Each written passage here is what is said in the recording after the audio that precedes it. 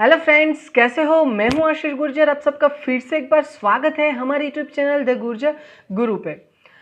अब तक हमने सॉल्व किया है एक्सरसाइज 1.3 तक। अब इंडेक्स की अगर बात करें तो अब आगे जो हम सीखने वाले हैं वो है cost of living index number. ठीक है फ्रेंड्स, तो आज हम क्या सीखेंगे? Cost of living index number. So let's begin.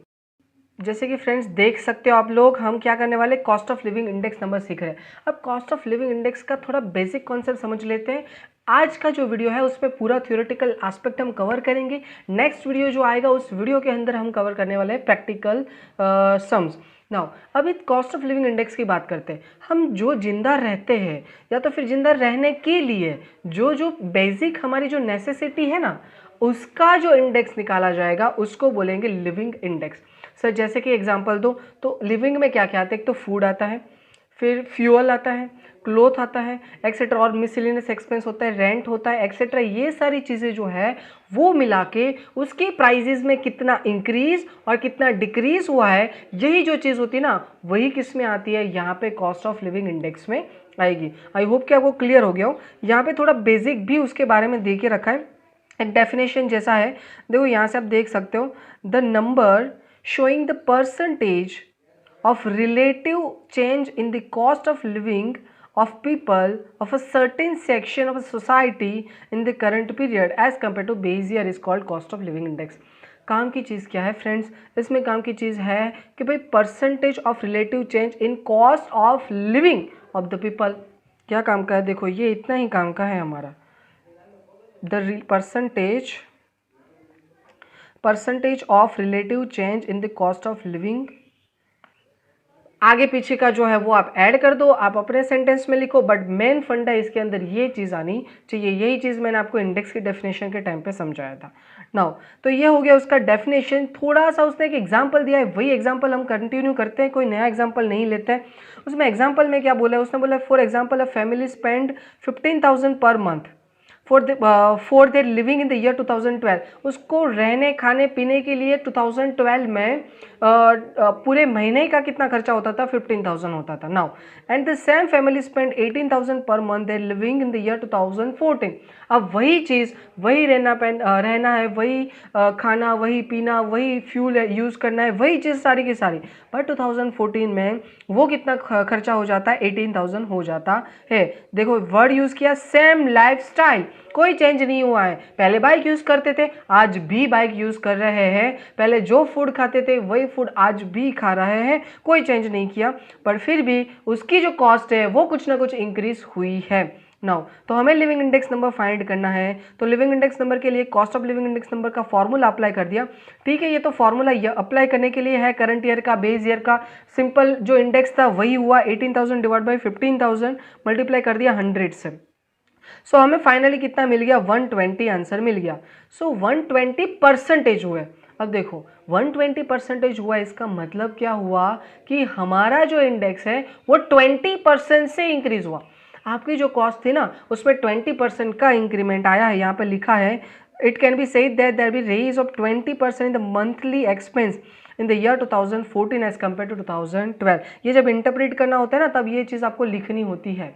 I hope कि ये आपको क्लियर हो गया है। अब थोड़ा आगे बढ़ते हैं। अब मेरे पास और क्या देके रखा है? सो अब है हमारे पास construction of cost of living index number. अब ये क्या होता है दोस्तों? जो cost of living index number है ना, उसमें कौन सी चीज़ें ध्यान में रखी जाती है, क्या क्या कवर किया जाता है, ये सारी डिटेल है। अब बात करें अगर एग्ज़ाम की, तो एग्ज़ाम में पूरा पॉइंट होने की संभावना है ही नहीं। इसमें से 1 मार्क का या तो फिर एमसीक्यू निकाल सकते हैं, और उससे भी ज़्यादा इम्पोर्टेंट है जब हम उसके प्रैक्टिकल सम सीखेंगे उस टाइम पे इसका थोड़ा ज़्यादा यूज़ होने वाला है। तो पहला जो है वो पर्पस है। पर्पस की बात करें तो पर्पस में क्या है? The purpose of every index number should be explain before constructing it. जब भी आप इंडेक्स नंबर कंस्ट्रक्ट कर रहे हो ना, उससे पहले उसका पर्पस जो है ना वो आपका क्लियर होना चाहिए, वो डिफाइन होना चाहिए। तो यहाँ पे दिया we should ascertain a class of people in the society for whom the cost of living index number is to be constructed एक क्लास हम डिसाइड करेंगे, मीडियम क्लास है, लो क्लास है या तो फिर हाई क्लास है, इसमें से किसका हम इंडेक्स देखना चाहते हैं, किसकी लिविंग इंडेक्स लाइफ देखना चाहते हैं कि उसका एक्सपेंस कितना था। देखो फ्रेंड्स, ऐसा नहीं कर सकते। हम पहले लेते हैं इन्फॉर्मेशन मिडिल क्लास की और सेकंड 2014 या 16 में लेते हैं इन्फॉर्मेशन हाई क्लास की, या तो फिर जो लग्जरियस लाइफ जीते उन लोगों की। तो फिर बात ऑब्वियस है, यहाँ पे इन दोनों का जो एक्सपेंस है ना वो बहुत ही डिफरेंट होगा। यहाँ पे कोई पर्टिकुलर एक क्लास को ही सिलेक्ट करना पड़ेगा। And the requirement of the people of worker class and rich class are different, वो मैंने एक्सप्लेन कर दिया, एग्जाम्पल भी दिया है, वो काम का नहीं है, आप एक बार रीड कर लेना। ओके, तो अब सेकंड है हमारे पास फैमिली बजट इंक्वायरी। अब देखो, जो काम की चीज़ है ना वही फटाफट कवर कर लेते हैं, ज़्यादा टाइम वेस्ट नहीं करते। इसमें बोला है a sample of some families is randomly selected from the families of that class of people to whom cost of living is to be prepaid. देखो है ना, जो क्लास की आप बात करो, मिडिल क्लास की बात करो, तो मिडिल क्लास की कुछ फैमिली रैंडमली ले लो और उसका रिसर्च करेंगे और क्या चीज़ें हम उसके अंदर कवर करने वाले हैं। तो ये काम की चीज़ें food, cloth, house rent, fuel and electricity and miscellaneous, इतनी चीज़ें नॉर्मली कवर की जाती है कि भाई आपकी लाइफ है उसमें नेसेसिटी क्या है। तो ये चीज़ में फूड आएगा, पहले तो खाना चाहिए, खाना पीना सब कुछ आ गया। क्लोथ है, हाउस रेंट है, फ्यूल है, इलेक्ट्रिसिटी है, या तो फिर और भी कोई खर्चा हो सकता है, वो सारी चीज़ें को यहाँ पे हम कवर करने वाले हैं। तो ये चीज़ हमारे पास होना चाहिए। नेक्स्ट, उसके बाद है हमारे पास थर्ड थिंग है availability of prices of item. जो भी आइटम हमारे पास है उन सभी आइटम्स के प्राइजेस हमारे पास अवेलेबल होने चाहिए। जैसे कि हम क्लोथ की बात करते हैं तो क्लोथ के 2010 में क्या प्राइजेस थे, 2020 में क्या प्राइजेस है। क्लोथ की अगर आगे बात करते हैं फूड की, तो फूड की अगर 2015 और 20 की कंपैरिजन करते हैं तो 15 में और 20 में क्या क्या प्राइजेस है, ये भी हमारे पास डेटा होना चाहिए। वैसे करके हर एक का इंफॉर्मेशन मेरे पास होना चाहिए। उसके बाद सबसे इंपॉर्टेंट है बेस ईयर। अब बेस ईयर तो मुझे पता होना ही चाहिए कि कौन सा बेस ईयर लेने वाले। अब देखो ये बात है ना, पहले से ही बक बक बक बक किए जा रहे हैं, base year base year base year. आपको अगर इंडेक्स फाइंड करना है तो विदाउट बेस ईयर आप नहीं फाइंड कर सकते। आप अपना बेस ईयर चेंज भी यहाँ पे नहीं कर सकते किसी एक पर्टिकुलर ईयर के साथ, आपको कंपेयर करना पड़ेगा। अगर 2012 को कंपेयर कर रहे हो 2010 के साथ तो ये 2 साल होने चाहिए। अगर आपको कंपेयर करना है किसी भी साल को 2015 के साथ तो आपका बेस ईयर कौन सा हो जाएगा, 2015, और सारे के सारे प्राइजेस आपके पास 2015 के होने चाहिए। यस और नो, ये किसके जैसा है, जिसकी शादी उसके गाने। ठीक है फ्रेंड्स, नाउ आगे बेस ईयर के बाद हमारे पास और इंपॉर्टेंट फंडा क्या है, तो वो फंडा है एवरेज। अब देखो एवरेज में क्या है, थोड़ा ऊपर ले लेते हैं। नाउ एवरेज की अगर बात करें तो एवरेज में क्या, it is necessary to find the general price relative from the price relative different items. अब देखो मैं अगर फूड की बात करूं तो क्या मैं खाने में सिर्फ रोटी ही खाता हूं, नहीं। क्या मैं खाने में सिर्फ चावल खाता हूं, नहीं। क्या मैं खाने में कोई और चीज़ भी यूज़ करता हूं, यस। हम बहुत सारी चीज़ें मिला के खाना खाते हैं, जैसे कि रोटी, सब्जी है, दाल है, चावल है, ये सारी चीज़ों को मिक्सअप करके हम एक साथ खाना खाते हैं। ऐसा तो हुआ नहीं कि यार रोटी खाली खत्म हो गई बात, नहीं। तो जब हम फूड की बात कर रहे हैं उस टाइम पे जो जो फूड आप यूज़ कर रहे हो उन सबका हमें क्या निकालना पड़ेगा, एवरेज निकालना पड़ेगा, तब जाके हमें पता चलेगा ना कि कितना कॉस्ट हो रहा है। देखो फ्रेंड्स, अब समझो, मान लो कि आप वीट यूज़ कर रहे हो तो पूरे महीने में आपने वीट यूज़ किया 3000 रुपीज़ का। देन आफ्टर आप यूज़ कर रहे हो राइस यूज़ कर रहे हो तो राइस में मान लो कि 1000 का कॉस्ट हुआ। देन आफ्टर जो भी दाल है वगैरह है, वो मिर्च मसाला, ये सारी चीज़ों को मिला के और 2000 रुपीज़ का खर्चा हो गया। तो उन सबको टोटल करो, फिर पता चलेगा कि आपका टोटल एक्सपेंस कितना होता है, 6000। वैसे करके आपको एवरेज फाइंड करना पड़ेगा। आगे भी बोला है आप लोगों को, a proper average should be use for this purpose. Theoretically the geometric mean is an ideal average. अब देखो वैसे देखा जाए ना तो थियोरेटिकली ऐसा माना जाता है कि जियोमेट्रिक मीन है वो बहुत ही आइडियल है, बट प्रैक्टिकली बहुत ही टफ है, क्योंकि आप लोगों को पता होगा जियोमेट्रिक मीन कैसे फाइंड करते हैं। तो जितनी भी हमारे पास आइटम है ना उन सबको मल्टीप्लाई करके उतना रूट निकालेंगे। मतलब कि अगर 2 आइटम है तो स्क्वायर रूट निकालेंगे, 3 आइटम है तो क्यूब रूट निकालेंगे, वैसे करके हम रूट निकालते हैं। जैसे जियोमेट्रिक रूट जो है ना वो थियोरेटिकल अच्छा लगता है, प्रैक्टिकली बहुत टफ हो जाता है। तो थियोरेटिकल प्रैक्टिकली कौन सा इजी रहता है, सिंपल एवरेज, सबका टोटल करो, जितनी आइटम उससे डिवाइड करो, खत्म बात।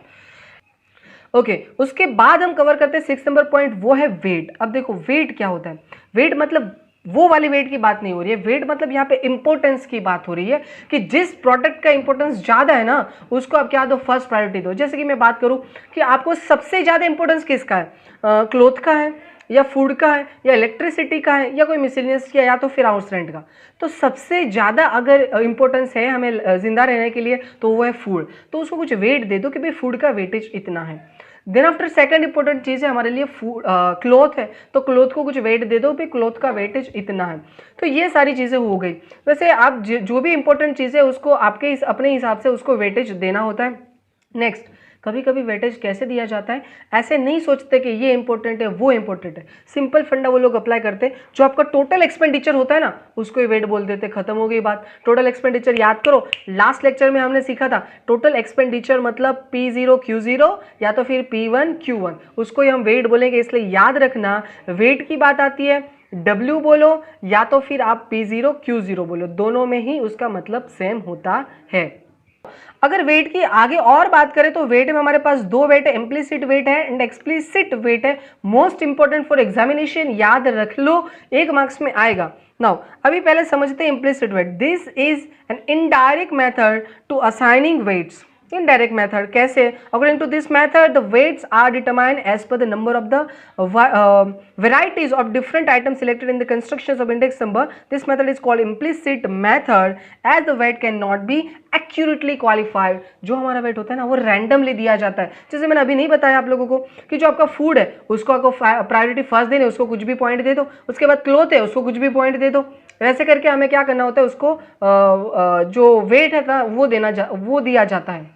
नेक्स्ट, उसके बाद हमारे पास एक्सप्लिसिट वेट। अब क्या होता है ये? This is a direct method. Exam में ये भी पूछ सकते हैं which is indirect method to find out the weight, तो आपको बोलना है कौन सा? तो आपको बोलना है इम्प्लिसिट। और अगर आपको एग्जाम में पूछे which is the direct method for find out the weight, तो आपको क्या बोलना है? तो आपको बोलना है एक्सप्लिसिट वेट। अब एक्सप्लिसिट में क्या होता है? तो assigning the weight of item are express numerically in proportion to their importance. अब देखो, पहले ना रैंडमली मैंने वेट दे दिया, अब मैं ना इंपॉर्टेंस चेक करूंगा। जैसे कि सर आपने तो बोला था वहां पे भी आप देख रहे हो किसका इंपॉर्टेंस, पर वहां पे रैंडम नंबर दिए जाते थे। अब आप सोचोगे कि फूड जो है वो क्लॉथ से कितना ज्यादा इंपॉर्टेंट है, डबल है इंपॉर्टेंट, तो उसको 4 पॉइंट मिलेगा, तो क्लॉथ को कितना मिलेगा? 2 पॉइंट मिलेगा। समझ में आया? फिर आप सोचोगे कि जो रेंट है, हाउस रेंट, उसका इंपॉर्टेंस कितना है, तो वे क्लॉथ से भी हाफ है, तो उसको 1 पॉइंट मिलेगा। वैसे करके आपको सोच के न्यूमेरिकली आपको डेटा उसमें ऐड करना है, उसको एक्सप्लिसिट वेट बोलते हैं। ये मोस्ट इंपॉर्टेंट है, दोनों के दोनों याद रख लेना। अब आगे बढ़ते हैं। अब हमारे पास क्या है?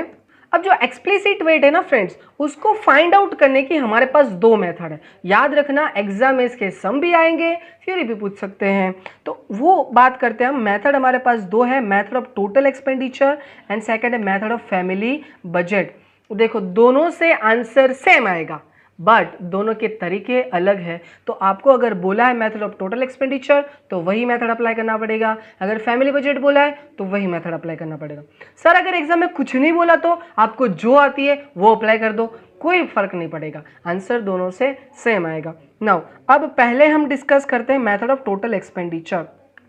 इसमें हम क्या करते हैं, जो हमारा टोटल एक्सपेंस है ना उसको ही वेट बोल देते हैं। अब भी मैंने ये वर्ड यूज किया था कि weight equals to total expenditure equals to P0 Q0 बोल दो, खत्म हो गई बात फ्रेंड्स। तो यहाँ पे हमें वही चीज करनी है। तो सर यहाँ पे फॉर्मूला क्या होगा? यहाँ पे लास्ट पेयर का या तो फिर पाशे का जो फॉर्मूला है ना वही फॉर्मूला यहाँ पे आएगा, बट बेसिकली हम यूज कौन सा करते हैं? लास्ट पेयर का फॉर्मूला यूज करते हैं।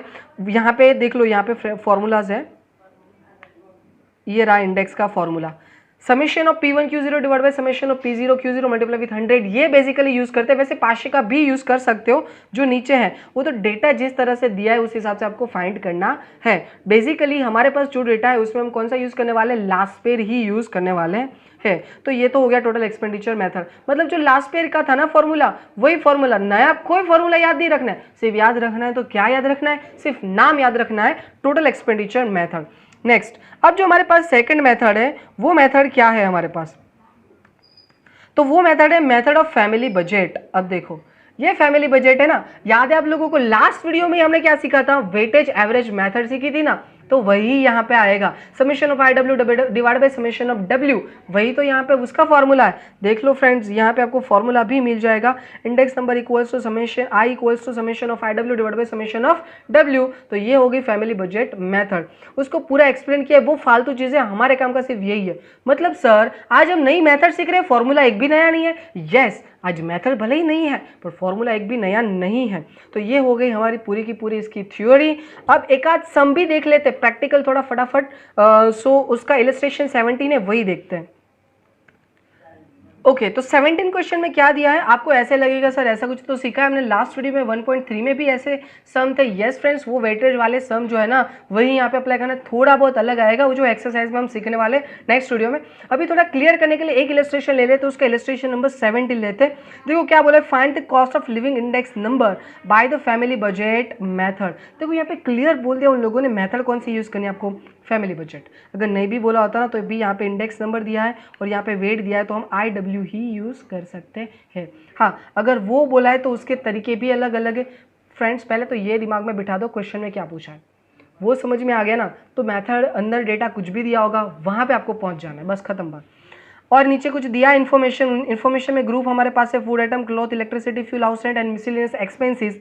इंडेक्स की अगर बात करें तो वो भी सारे के सारे इंडेक्सेस मुझे दिए हैं, वेट भी मुझे दिए, इन वेट का हमें टोटल करना पड़ेगा। आप लोगों को फॉर्मूला अच्छे से याद है, इतनी चीज़ें हैं मेरे पास। थोड़ा स्पीड में कर रहे क्योंकि ये सी चीज़ हमने पहले भी की है ना। इसका आंसर देखते हैं।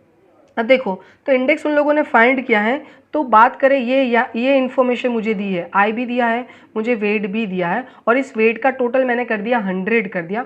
अब IW बात करते हैं, मतलब ये I281 उसको मल्टीप्लाई करते हैं हम 46 से तो कितना आएगा 12,926। वैसे I एंड W सब में मल्टीप्लाई किया, फिर ये पूरे IW का टोटल किया तो हमें आया 24,512। और फिर हमारा फॉर्मूला, हमें क्या फाइंड करना है, इंडेक्स नंबर फाइंड करना है फ्रेंड्स। तो अब हमारा फॉर्मूला क्या है, तो इंडेक्स नंबर के लिए फॉर्मूला हमारा है summation of IW divide by summation of W। और IW की अगर बात करें तो वो है 24,512 और उसको डिवाइड कर दो आप 100 से, तो आपका फाइनल आंसर कौन सा आएगा, तो 245.12। और इंटरप्रिटेशन भी नीचे लिख दिया, 100 में से माइनस कर दो, 145.12 जो है उतनी आपकी जो टोटल एक्सपेंडिचर है उतने परसेंटेज से इंक्रीज हो रहा है। आई होप कि आपको क्लियर हो गया फ्रेंड्स। तो आज हम क्या सीखे, तो फैमिली बजट की हमने थ्योरी सीखी है, प्रैक्टिकली दो हमारी मेथड है, एक टोटल एक्सपेंडिचर मेथड है जिसमें हमें लास्ट पेयर का फॉर्मूला अप्लाई करना है, सेकंड जो मेथड है वो हमारी कौन से फैमिली बजट मेथड है जिसमें हमें वेटेज एवरेज अप्लाई करना है। ठीक है फ्रेंड्स, आई होप कि आप लोगों को समझ में आ गया है। अगर आप लोगों को ये वीडियो अच्छा लगे तो लाइक करके शेयर कर दीजिए ताकि आपके दूसरे जो फ्रेंड्स हैं वो भी इसका बेनिफिट ले सकें। और यही सीरीज आपको कंटिन्यू लग रही है तो आपको पता है अब तो कि आपको क्या करना है। अगर नए हो तो सब्सक्राइब कर लो, बेल आइकन को प्रेस कर लो। Thank you so much.